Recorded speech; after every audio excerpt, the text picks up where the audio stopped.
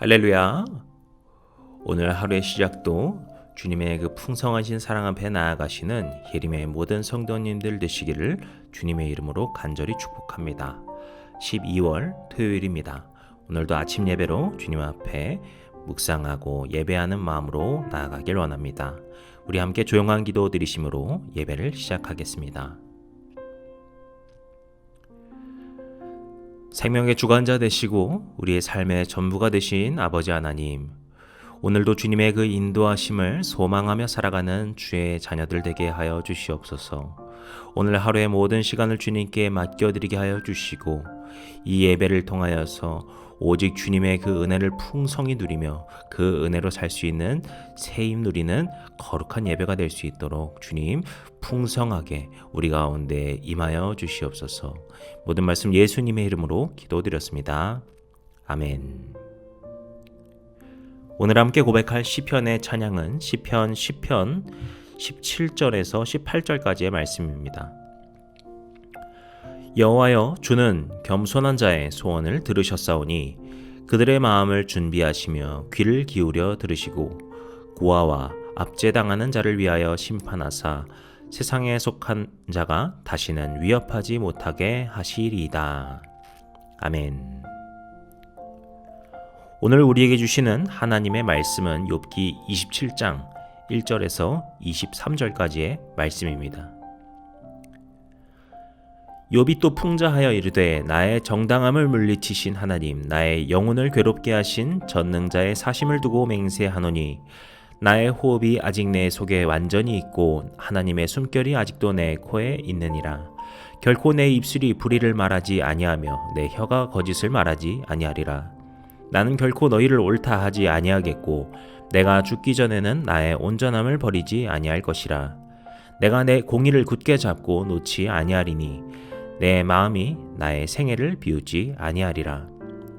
나의 원수는 악인같이 되고 일어나 나를 치는 자는 불의한 자같이 되기를 원하노라. 불경건한 자가 이익을 얻었으나 하나님이 그의 영혼을 거두실 때에는 무슨 희망이 있으랴. 환난이 그에게 닥칠 때에 하나님이 어찌 그의 부르짖음을 들으시랴. 그가 어찌 전능자를 기뻐하겠느냐. 항상 하나님께 부르짖겠느냐.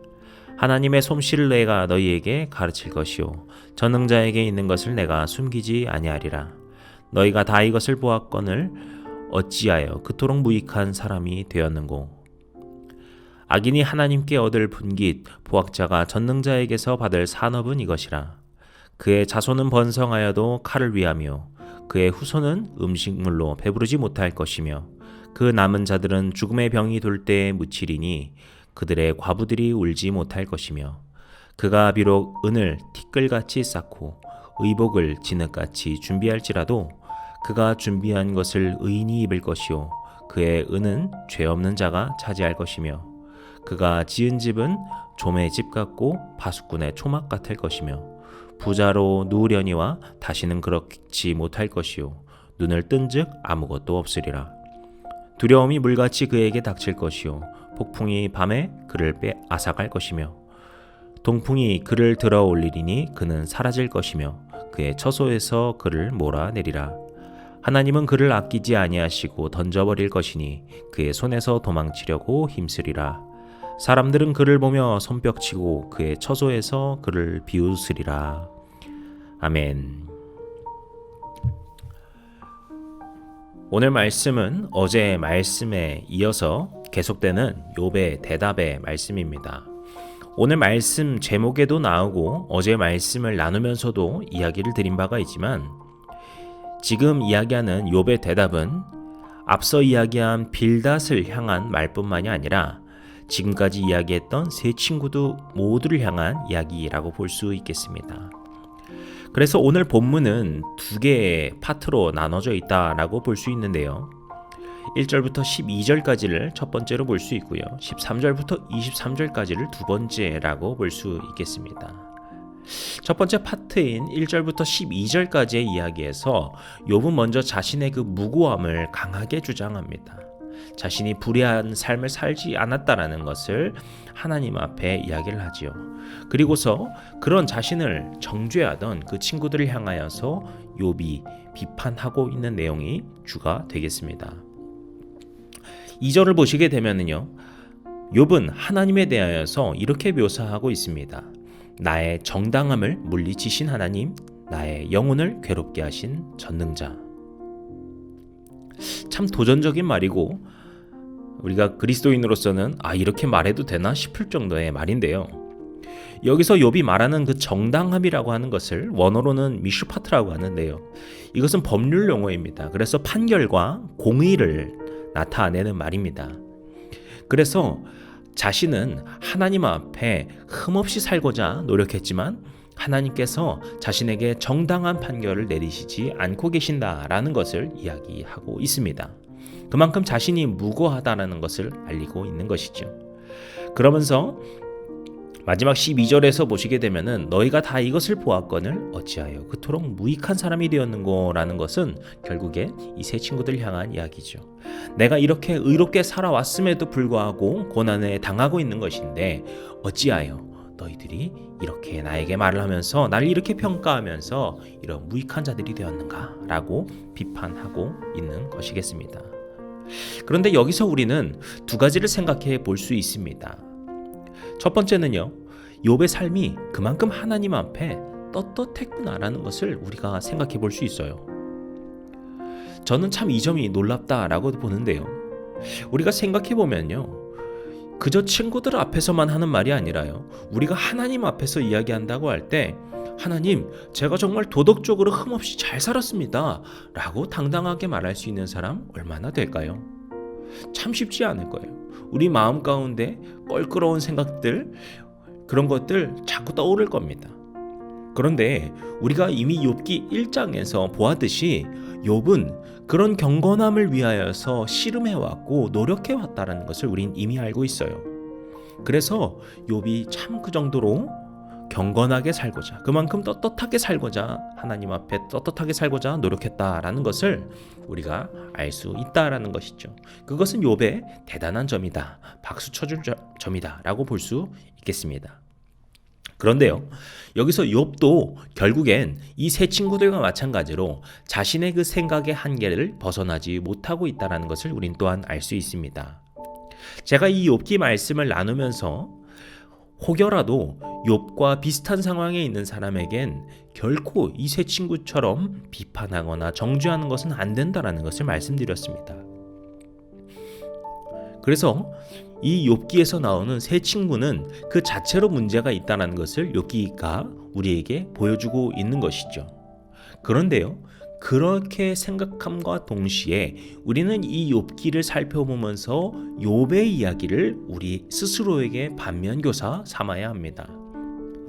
욥의 지금 생각을 보면서 그것을 가지고서 남에게 조언하거나 남에게 정죄하기 위함이 아니라 나 스스로를 돌아보면서 내가 욥과 같은 상황에 놓여 있을 때 어떤 마음으로 살아갈 것인가, 이것을 묵상해야 한다라는 것이죠. 제가 예전에 욥기 강의를 할 때도 말씀드린 바가 있는데요, 이 욥기 말씀을 가장 많이 묵상하던 때가 제2성전 시대라고 본다고 합니다. 제2성전 시대는 이스라엘이 멸망한 그 이후쯤의 그 혼란한 시기였죠. 이스라엘 입장에서는 참 억울했습니다. 자신들이 죄를 지은 것도 맞죠. 잘못한 것도 맞습니다. 하지만 이스라엘 주변에는 아예 하나님을 모르고 하나님을 모욕하던 그 더러운 이방인들이 있었거든요. 그런데 하나님께서 어찌 하나님의 백성이라고 일컬음 받은 우리에게 이렇게 하실 수 있는가? 라는 것이 그들의 고민이었고요. 그들의 고통이었고요. 그들의 숙제였어요. 그런 가운데에서 서로 네가 잘못해서 그래, 네가 잘못해서 그래 라고 비판하기 위하여서 욥기를 읽는 것이 아니라 욥도 이런 답답한 상황, 이런 한편으론 억울한 상황 속에 있었구나 라는 것을 묵상했다라는 것이죠. 그래서 우리도 이 말씀을 보면서 이런 시선이 필요한 것입니다.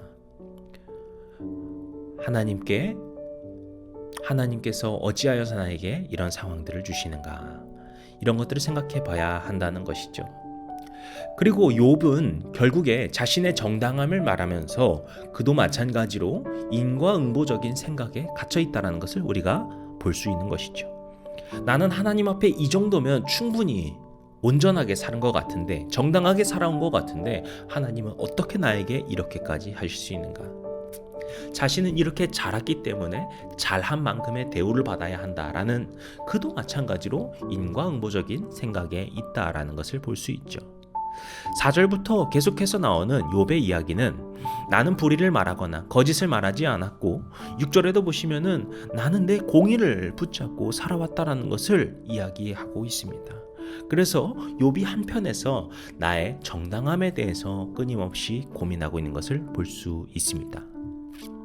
그런데 오늘 본문에서는 그것만이 끝이 아닙니다. 13절부터 시작되는 그 두 번째 파트에서 변화되는 것을 볼 수 있는데요. 여기서 욥이 말하는 것은 악인의 최후에 대한 것입니다. 13절을 보시면은 악인이 하나님께 얻을 분깃과 포악자가 받을 산업은 이런 것이다 라고 이야기를 하면서 14절부터 이야기하는 것은 무엇입니까?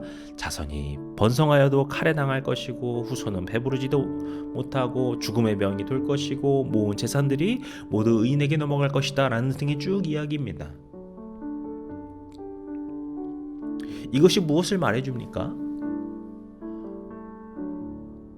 지금 이 악인들이 당하고 있는 그 최후와 같은 그 고통을 누가 당하고 있어요? 욥 자기 자신이 당하고 있어요. 자신이 그 일을 겪고 있습니다. 그렇다면은 욥은 어떻게 보면은 이 말을 할 수 없을 거예요. 악인은 이런 최후를 당할 것이다 라고 하는데 자신의 지금 상황이 그렇거든요. 그럼 내가 악인인가? 라는 생각을 하게 되는 것이죠. 자신이 악인이라는 것을 시인하고 있는 것인가? 그런 것은 아니라는 것이죠. 욥 자신은 지금 이런 고난을 당하고 있지만 이것이 반드시 악인에게만 겪어지는 그런 일이 아니라는 것을 그도 천천히 깨닫고 있다라는 것이죠. 지금 욥의 마음 가운데는 여전히 그 혼란한 마음들, 알지 못하는 것들이 있습니다. 왜 자신이 이런 일을 당하고 있는지 여전히 물음표 투성입니다. 그럼에도 불구하고 선하신 주님께서는 선하신 뜻을 행하실 것이다 라는 믿음의 선포의 말씀이라고 볼 수 있겠습니다. 이렇게 욥은 이 고난의 과정, 친구로부터 소외당하고 고통당하고 어려움당하고 외로워지고 있는 이 과정 속에서 서서히 믿음의 성숙을 얻어가고 있는 것을 볼 수 있습니다. 하나님께서 우리를 만들어 가시는 과정도 그런 줄로 믿습니다. 때로는 우리에게 이해할 수 없는 일이 일어날지라도, 우리가 받아들일 수 없는 일, 우리가 생각지 못했던 그런 일이 일어날 때 주님께서는 이 모든 과정들을 통하여서 우리를 그 신앙의 성숙으로 주님의 그 품 안에 더 가까이 나올 수 있게 하십니다. 그렇게 주님 안에서 더 굳건한 믿음과 평안을 우리에게 허락하여 주심을 보게 되는 것이죠.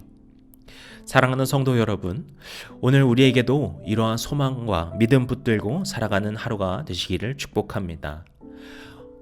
반드시 우리에게 좋은 일이 생기고 우리에게 축복해 주실 때만 주님께 감사할 수 있는 것이 아니라, 주님께 의지하고 기도할 수 있는 것이 아니라, 어떠한 상황 속에서도 주님만을 바라보고 의지하며 살아가는 것, 오직 주님께서 말씀하시는 그 말씀 붙들며 살아가는 것, 이것이 우리의 거룩한 백성된 삶일 줄로 믿습니다. 그런 삶을 살아가시고 그런 마음을 품고 살아가시는 복된 하루가 되시기를 주님의 이름으로 간절히 축복합니다. 기도하시겠습니다. 우리의 소망 되시고 우리의 기쁨과 감사가 되신 아버지 하나님, 주님의 은혜로 오늘도 예배 가운데 나오게 하셨고 그렇게 주님의 말씀을 듣게 하시니 감사합니다. 주님의 이 말씀 붙들고 살아가는 기쁨의 하루가 되게 하시고, 그렇게 우리의 삶 가운데 어떠한 상황 속에서도 오직 주님만을 바라보며 사는 믿음의 삶 되게 주님 도와주시옵소서. 모든 순간순간을 주님께 맡겨드립니다. 이 모든 말씀 우리 가운데 역사하시는 우리 주님 예수 그리스도의 이름으로 기도드렸습니다. 아멘. 이제 주기도문 함께 드리시고 오늘 예배를 마치도록 하겠습니다. 하늘에 계신 우리 아버지여, 이름이 거룩히 여김을 받으시오며 나라임이 없으며 뜻이 하늘에서 이룬 것 같이 땅에서도 이루어지이다. 오늘날 우리에게 일용할 양식을 주옵시고 우리가 우리에게 죄진 자를 사하여 준 것 같이 우리 죄를 사하여 주옵시고 우리를 시험에 들게 하지 마옵시고 다만 악에서 구하옵소서. 나라와 권세와 영광이 아버지께 영원히 있사옵나이다. 아멘.